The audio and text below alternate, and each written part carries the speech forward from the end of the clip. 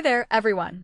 Today, we're diving into a fascinating story that's been brewing in the world of Hollywood and corporate mergers.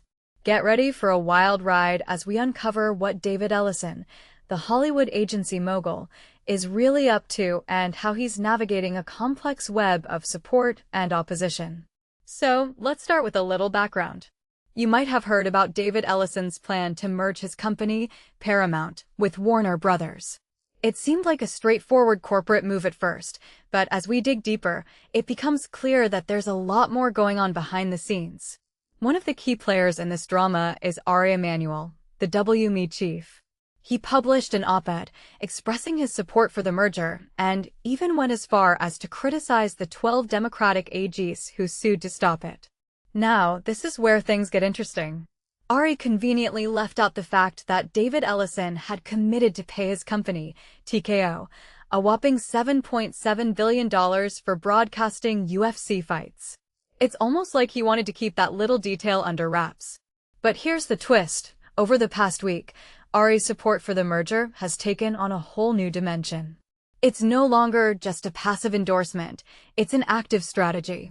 David Ellison and his team are pulling out all the stops to make it seem like a bunch of Democrat-approved personalities are on board with the merger. They're trying to isolate the AGs who are suing as regulatory crazies, despite the fact that these AGs are some of the country's most respected legal enforcers. It's like a carefully plotted stunt, with each move calculated to gain an advantage. First, we had Ari's op-ed, and then an anonymously sourced story in the Wall Street Journal claimed that California Governor Gavin Newsom was fully behind the deal. But here's the catch. Newsom has a history of siding with big corporations, and no credible economist has backed up the claim that the merger will create jobs.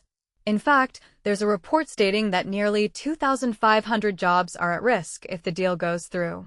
Coincidence? I think not. Then, David Ellison himself published an op-ed in the New York Times, reiterating the usual arguments for mergers and trying to silence his critics. He even used the word work 4 times, which is 4 times more than he mentioned Donald Trump. Meanwhile, Ari has been busy promoting Ellison's agenda, appearing on CNBC and praising the mogul's plans. It's like they're on the same team, pushing a narrative that combines 2 major companies will lead to more competition. But here's where it gets even more intriguing. David Ellison's team has been pulling out all the stops, literally.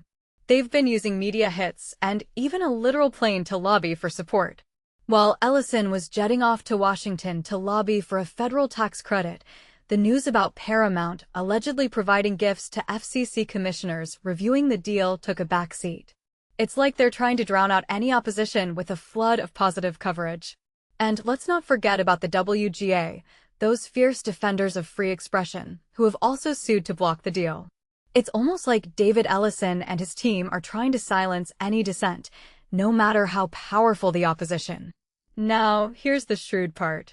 After courting MAGA and Donald Trump to get federal approval, David Ellison is now pivoting to win over the Dems to tackle the state challenge. He's targeting regulatory-minded Dems who have been critical of the deal, like Elizabeth Warren and Cory Booker. It's a clever move, trying to divide and conquer. But here's the thing. The AGs have leverage, and with each passing week, their power grows. They could potentially extract a major settlement, maybe even carving out CNN from the deal. And despite David Ellison's efforts, the reality is that victory is not guaranteed. As Paramount CFO Dennis Sinelli said, winning comes down to having the best stories. And that's exactly what David Ellison and his allies are trying to do, tell a compelling story to sway public opinion. But will it be enough? Only time will tell. So, there you have it, folks. A behind-the-scenes look at the intricate dance of support and opposition surrounding David Ellison's merger plans. It's a fascinating insight into the world of corporate mergers and the power struggles that come with them. Stay tuned for more insights and analysis on this ongoing saga.